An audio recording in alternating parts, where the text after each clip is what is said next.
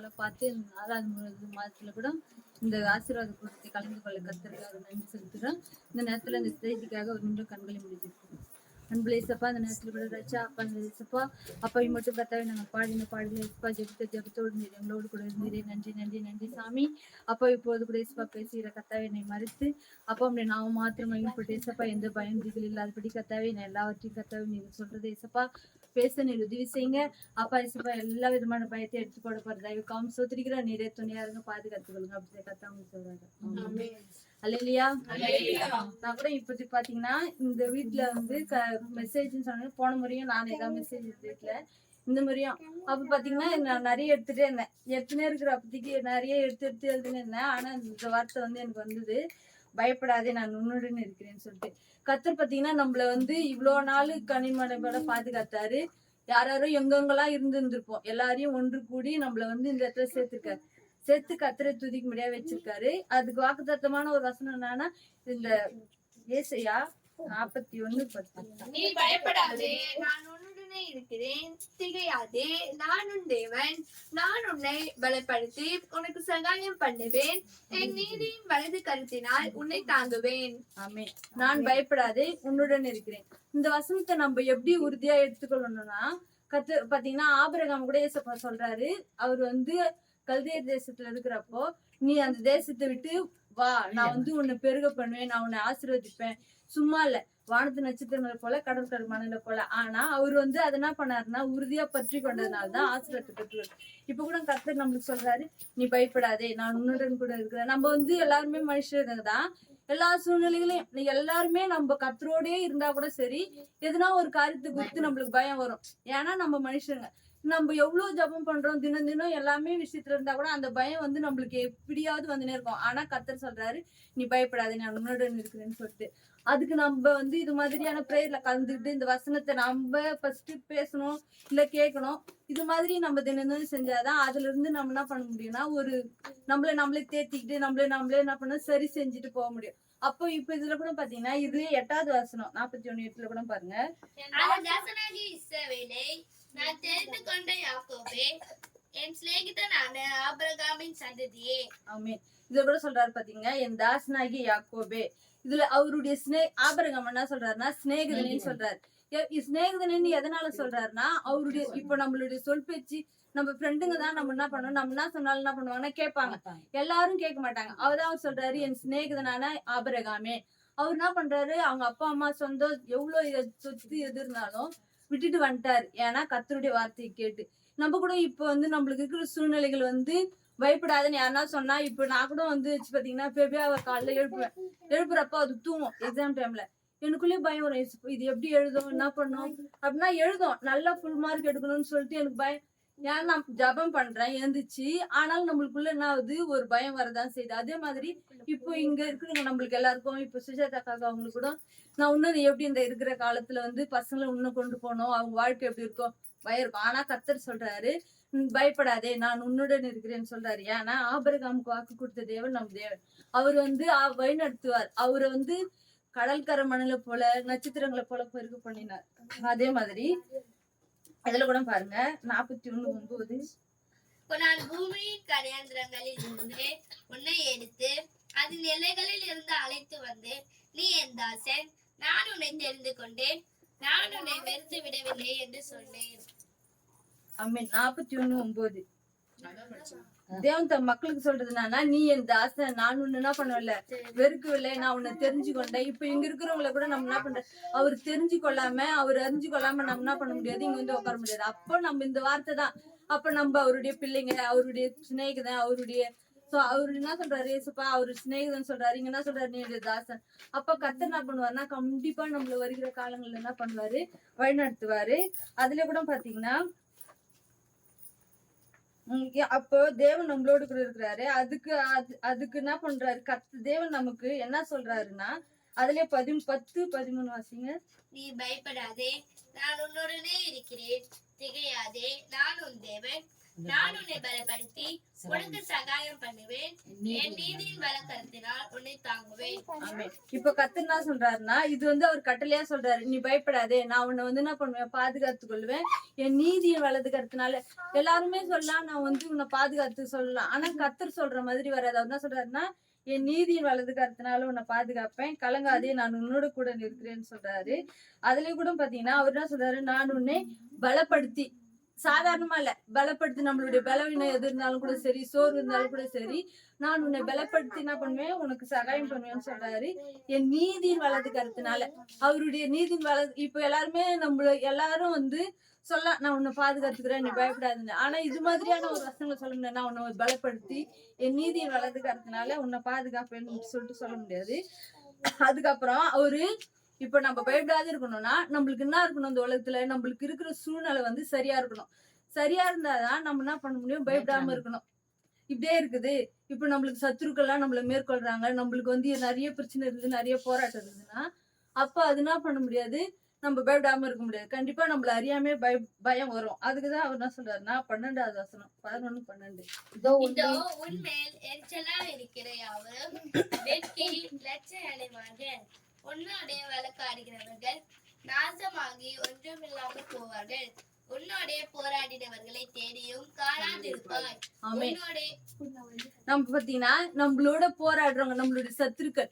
நம்மளுக்கு சத்துருன்னா வெளியில இருந்துல நம்மளுக்கு பலவீனம் இல்ல வேற எதுனா, நம்ம வேலை செய்யற இடத்துல, படிக்கிற இடத்துல நம்மளுக்கு விரோதமா எழும்புறவங்களை யாரையுமே நம்ம ஏசப்பா என்ன பண்ணுவாருன்னா இல்லாம போவார். அப்படி செஞ்சாதான் நம்ம பயப்படாம இருக்க முடியும். நம்மளுடைய வாழ்க்கையில வந்து ஒரு நேர்மையான வழி, நேரு வழியில நம்ம போயிட்டு வந்தாதான் நம்மளுக்கு பயம் வராது.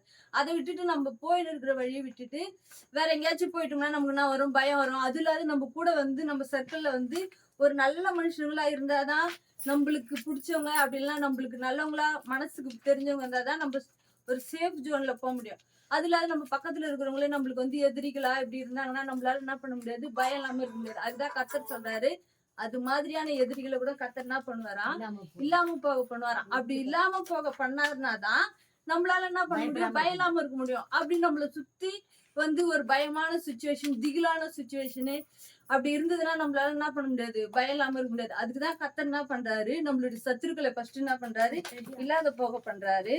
அதுல கூட பாருங்க 12, போராடினவர்களை தேடியும் காணாதிருப்பாய். உன்னோட யுத்தம் பண்ணின மனுஷர் ஒன்றுமில்லாமல் இல்பொருள் ஆவார்கள்னு சொன்னா இல்லாமே போயிடுவாங்களாம். நம்மளோட போராடினவங்கள நம்மளே தேடினா கூட, நம்ம கிட்ட இவங்க சண்டை போட்டாங்களே, நம்ம கிட்ட இவங்க இது பேசினாங்களே, அவங்க எங்க இருக்காங்கன்னு நம்ம தேடினா கூட நம்ம கண்ணு முன்னாடி இல்லாதபடி கர்த்தர் என்ன பண்ணுவாருன்னா மாத்துவார். அதுக்கு கர்த்தர் நம்மளோட கூட இருக்கிறார். இந்த வசனத்தை நம்ம வந்து புடிச்சுக்கணும். இசப்பா நீங்க சொல்லியிருக்கீங்க பயப்படாதே நான் உன்னோடு இருக்கிறேன்னு சொல்லிட்டு, அப்ப நீங்க சொல்லியிருக்கீங்க உங்க சத்துருக்களை நீ தேடி என்ன பண்ணுவேன், காணாத இருப்ப. அவங்க வந்து இல்பொருள், அவங்க வந்து நம்ம கண்ணு முன்னாடியே இந்த இல்லாம போயிடுவாங்களாம். அப்போ அது நம்மளுக்கு நல்லது தானே. அப்படி இருந்ததுன்னா அப்ப நம்ம வாழ்க்கை பயப்பட மாட்டோம். நம்மளுக்கு எந்த சூழ்நிலையிலயும் எதை குறிச்சு கவலைப்பட மாட்டோம். ஃபர்ஸ்ட் பயப்படாம கவலை இல்லாம இருந்தோம்னா, நம்ம ஃபர்ஸ்ட் நம்மளுக்கு எதிரி என்னன்னா நம்ம பயமும் கவலையும். கவலை வந்ததுன்னா உடம்புல, மனசளவுல கவலை இருந்தாலே உடம்புல பலகீனமா இருக்கும். நம்ம எதை குறிச்சும் யோசிக்க மாட்டோம். வேற என்ன எதுவும் நம்மளுக்கு வந்து தோணாது. ஐயோ இப்படி இருக்கு அப்படி இருக்கு. கவலை வந்து ஒரு மனுஷன் என்ன பண்ணுவோம், அது நீதிமொழிகள் இருக்குது. நீதிமொழிகள் நீண்ட நாள் வந்து காத்திருக்கிறது வரும்போது ஜீவ விருட்சம் போல இருக்கும். நம்ம வந்து அது வந்து நம்மளுக்கு அந்த காத்துல இருக்கிறது அது இது வந்து எலும்புருக்கியா காணப்படுமா. அப்போ நம்ம வந்து என்ன பண்ணணும்னா, அந்த பயம் இல்லாம இருக்கணும்னா நம்மளுடைய சத்துருக்கள் என்ன பண்ணுவாரு, கர்த்தர் இல்பொருள் ஆக்குவார், இல்லாத போக பண்ணுவாரு. அது மாத்திரம் இல்ல, அதுல 14 பாருங்க. யாக்கோபு என்னும் பூச்சியே, இஸ்ரவேலின் சிறு கூட்டமே, பயப்படாதே, நான் உனக்கு துணை நிற்கிறேன் என்று கர்த்தரும் இஸ்ரவேலரின் பரிசுத்தமாகிய உன் மீட்பர் உரைக்கிறார். ஆமா, இது வந்து கர்த்தர் நம்மளுக்கு சொல்ற வார்த்தை. இஸ்ரவேலின் பரிசுத்தரா இருக்கிறவர், யாக்கோபு என்னும் சிறு பூச்சியே என்ன பண்ணாத, பயப்படாத, நான் வந்து உன்னோடு இருக்கிறேன்னு கர்த்தரே நம்மளுக்கு சொல்றாரு. அப்போ இந்த வசனத்தை வந்து நம்ம பார்த்தோம்னா, அப்ப அவரே சொல்றாரு. அப்ப நம்ம வந்து என்ன பண்ணணும்னா, இதை குறிச்சு எல்லா நாளும் நமக்கு இருக்கும் தான் சூழ்நிலை, இந்த சூழ்நிலையை பாக்குறப்போ. ஆனா இந்த வசனங்கள் எல்லாம் இந்த 41 ஃபுல்லாவே நம்ம படிச்சுட்டே வந்தோம்னா கர்த்தர் என்ன பண்றாருன்னா, நம்ம பயம் இல்லாம இருக்கணும்னா ஃபர்ஸ்ட் என்ன சொல்றாரு, அதான் நம்ம சத்துருக்களை நம்மளோடு இல்லாத போக பண்ணுவாரு, நம்ம தேடியும் காண மாட்டோம். அதுக்கப்புறமா இதுலயே கூட பாத்தீங்கன்னா 15 படிங்க. இதோ போராடுகிறதற்கு நான் உன்னை புதிதும் கூர்மையுமான பற்களுள்ள யந்திரமாக்குகிறேன். நீ மலைகளை மிதித்து நொறுக்கி குன்றுகளை பதருக்கு ஒப்பாக்கிடுவாய். பாத்தீங்கன்னா இதுல பாருங்க, நம்ம வந்து மழைனா எவ்வளவு பெருசு இருக்கு. நம்ம அந்த பயம் இல்லாம இருந்தாதான், பயம்னா சின்ன ஒரு குழிய கூட நம்மளால என்ன பண்ண முடியாது, தாண்ட முடியாது. ஆனா கர்த்தர் நம்மளோட இருந்தாருன்னா அவர் சொல்றாரு, மலைகளையே நம்ம என்ன பண்ணுவோம், மிதிச்சு தகிச்சு. பதிருனா அது வந்து நெல்லும் தனியா இருக்கும், பதிரு அது பதிர்ல வந்து ஒண்ணுமே இருக்காது, காத்துல வந்து பறந்து போயிடும். அது மாதிரி நம்மளுக்கு வர பிரச்சனைங்க, போராட்டங்க எல்லாத்தையும் கர்த்தர் என்ன பண்ணுவாருன்னா தகுத்து போட்டுருவாரு. நம்ம கர்த்தர் நம்மளோட இருக்கிறாரு. அந்த வசனத்தை அவர் பயப்படாதே நான் உன்னோட இருக்கிறேன்னு சொல்றாரு. அந்த வசனம் நம்மளுக்கு உறுதிப்படுத்துறதுக்காக தான் இவ்வளவு சொல்றாரு. இவ்வளவு நான் வந்து உனக்கு செய்யறேன். ஏன்னா நான் ஆபிரகாம் வந்து என் சிநேகிதன், அவனுடைய சந்ததியில வந்தவங்க. அவர் வந்து என்ன சொல்லியிருக்காரு, நான் வந்து வானத்து நட்சத்திரங்களை போல பெருக்க பண்ணுவேன்னு சொன்னாரு. சொன்ன தேவன் அவர் வழி நடத்தினாரு. அதே மாதிரி நம்மள கூட என்ன பண்றாரு, அதன் சொற்படி நம்ம பயப்படாம இருந்தோம்னா, மலைகள் எவ்வளவு பெருசு இருக்குது, அதையே நம்ம மிதிச்சு என்ன பண்ணுவோமா, தகுத்து போட்டுருவோமா. அப்ப தகுத்து போடுற அளவுக்கு கர்த்தர் நம்மளுக்கு என்ன பண்ணுவாருன்னா பலன். மழைனா அந்த மலையில நம்மளுக்கு விரோதமா வர்றது, எவ்வளவு சுச்சுவேஷன், எவ்வளவு இதுதான் பிரச்சனைகள் வந்தா கூட நம்ம பயப்படாம இருந்தோம்னா, இந்த வசனத்தை நம்ம வந்து ஃபர்ஸ்ட் என்ன பண்ணணும், இத பத்தி உட்கொண்டு யோசிக்கணும். ஒரு நாளைக்கு கர்த்தர் நம்மளுக்கு சொல்லியிருக்காரு, அப்ப நம்மளுக்கு வர பிரச்சனை எல்லாம் கர்த்தர் பாதுகாத்து. ஆனா அது கொஞ்சம் கஷ்டம் தான். ஏன்னா நம்ம வந்து ஒரே இடத்துல இருக்குது இல்ல, போற இடத்துலலாம் மத்தவங்க சொல்றதை கேட்போம். இது இப்படி நடந்துருக்குது, ஆமா இப்படி நடந்துருக்குது இல்ல அப்படி சொல்லிட்டு நம்ம கேட்டு யோசிக்கிறப்போ கூட அதை மீறி நம்மளுக்கு வந்து ஒரு விசுவாசம்னா, கர்த்தர் நம்மளோட இருக்கிறாரு, அவர் பயப்படாதே நான் உன்னோட இருக்கிறேன், கலங்காதே நான் உன் தேவன், நீதியின் வலது கர்த்தனால நம்மள தாங்குவாரு. இது மாதிரி மழை போல பிரச்சனை வந்தா கூட அது ஒன்றும் இல்லாம பதிர் அது காத்துல பறந்து போயிடும். நெல்லு வந்து பறக்காது, காத்துல பதிர் வந்து பறந்து போயிடும். அது மாதிரியான சூழ்நிலையில கூட கர்த்தர் அந்த பிரச்சனையை பறந்து போகும்படியா உதவி செய்வாரு.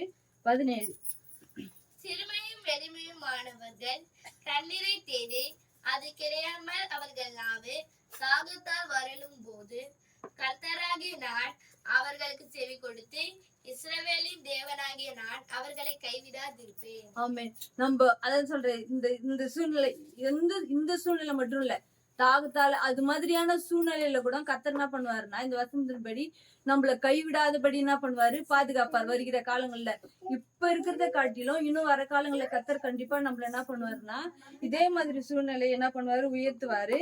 அதுல 18 படிங்க. உயர்ந்த மேடுகளில் ஆறுகளையும் பள்ளத்தாக்குகளின் நடுவே ஊற்றுகளையும் திறந்து வனாந்தரத்தை தண்ணீர் தடாகமும் வறண்ட பூமியை நீர்க்கேணிகளும் ஆக்கி. ஆமே.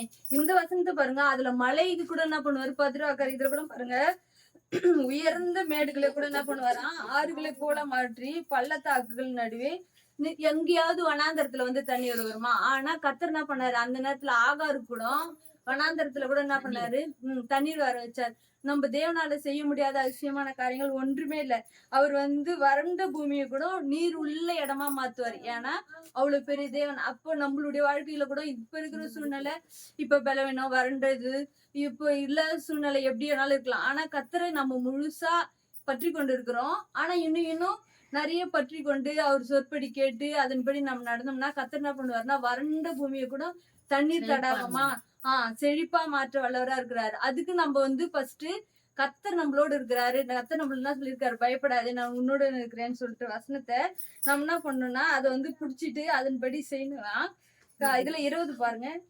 கர்த்தருடைய கரம் அதை செய்தது என்றும் இஸ்ரவேலின் பரிசுத்தர் அதை படித்தார் என்றும் யாவரும் கண்டு உணர்ந்து சிந்தித்து அறிவார்கள். ஆமா, இது வந்து நம்ம மாத்திரம் இல்ல, நம்மள சுத்தி இருக்கிறவங்க, நம்மளுக்கு விரோதமா யார் எழும்புனாங்களோ அவங்களே பார்த்து என்ன சொல்லுவாங்கன்னா, வருகிற காலத்துல இப்ப இவங்க வந்து இப்படி இருந்தாங்க, இவங்க ஏன்னா இப்போ யார் யார் எந்தெந்த சூழ்நிலையில இருந்து வந்தோம் அப்படின்னு கர்த்தருக்கு தெரியும். அதே மாதிரி மனுஷங்களுக்கும் தெரியும் நம்ம எப்படி இருந்தோம், நம்ம என்ன சூழ்நிலையில இருந்தோம்னு. அவங்களே பார்த்து என்ன பண்ணுவாங்களா, இந்த 20 திருப்பி வாசிங்க. கர்த்தருடைய கரம் அதை செய்தது என்றும் இஸ்ரவேலின் பரிசுத்தர் அதை படைத்தார் என்றும் யாவரும் கண்டு உணர்ந்து சிந்தித்து அறிவார்கள். யாவரும் கண்டு உணர்ந்து சிந்திப்பார்கள். நம்மள பார்த்து மத்தவங்க என்ன பண்ணுவாங்கன்னா அதை உணர்ந்து சிந்திப்பாங்களாம். நம்மளுடைய விசுவாசம், நம்மளுடைய சாட்சி அந்த இடத்துல கண்டிப்பா என்ன பண்ணணும்னா விளங்கும். இப்போ மோனி கூட இப்படி போயிட்டு வரப்ப இந்த பொண்ணு அமைதியா போகுது வருது, எந்த இதுவும் இல்ல, மத்தவங்க பாக்குறவங்க என்ன பண்ணுவாங்கன்னா புரிஞ்சுக்குவாங்க. நாளடைவுல இன்னும் பெரிய பெரிய வேலைக்கு போறப்ப பிரதீப் அவங்க எல்லாம் அப்ப சொல்லுவாங்க, இவங்க சர்ச்சுக்கு போனாங்க, நல்லா இருந்தாங்க. இப்ப நம்மள கூட என்ன சொல்லுவாங்க, இப்போ இந்த நம்ம சர்ச்சுக்கு கூட சொல்லுவாங்க, இது வரப்ப இப்படி இருந்தது, இப்படி இருக்குது, இப்படி போறாங்க. நம்மள வளர்ச்சிகளை நம்மள எல்லாரையுமே பார்த்து உணர்ந்து புரிஞ்சு கொள்வாங்களாம். அப்போ கர்த்தர் நம்மள உயர்த்துகிறத நம்மளுடைய சத்துரு பார்த்தாலும் சரி, மத்தவங்க பார்த்தா கூட சரி, அது என்ன பண்ணுவாங்க, உணர்ற அளவுக்கு தான் கர்த்தர் நம்மள வைப்பார். கர்த்தரை நம்பினவர்களே கர்த்தர் ஒருபோதும் ஒரு நாளும் கைவிடவே மாட்டார். அவரு கைவிடுற சரித்திரமே இருக்காது. ஏன்னா அவருடைய முகம் நம்மளுடைய முகம் கர்த்தரை நோக்கி பார்த்து பிரகாசம் தான் அடைஞ்சதை தவிர்த்து வெட்கப்பட்டு போகாது. ஆனா அதுக்கு நம்ம என்ன பண்ணணும்னா, கர்த்தர் சொல்லியிருக்கிற வாக்குத்தத்த வசனங்களை நம்ம ஒரு முடிஞ்ச அளவுக்கு நம்ம காலையில எழுந்து பிரேயர் பண்ணிட்டு போறோம் வர எல்லாருமே செய்யறோம். இன்னும் நம்ம செய்யறோம்னா இந்த வசனத்தின்படி பயப்படாதே நான் உன்னோட இருக்கிறார். அதை வந்து இது நம்ம செய்யணும். இந்த வசனத்தை எல்லாம் கர்த்தர் உறுதிப்படுத்தணும்னா அதுக்கு நம்ம என்ன செய்யணும்னா, சர்வவல்ல தேவன் நம்மளுக்கும் கர்த்தருக்கும் உறவு எப்படி இருக்குது அதை நம்ம வந்து கண்டிப்பா ஒரு நாளும் நான் சொல்வேன், பைபிள் படி தியானதானன்னு படிக்காத, உணர்ந்து படி.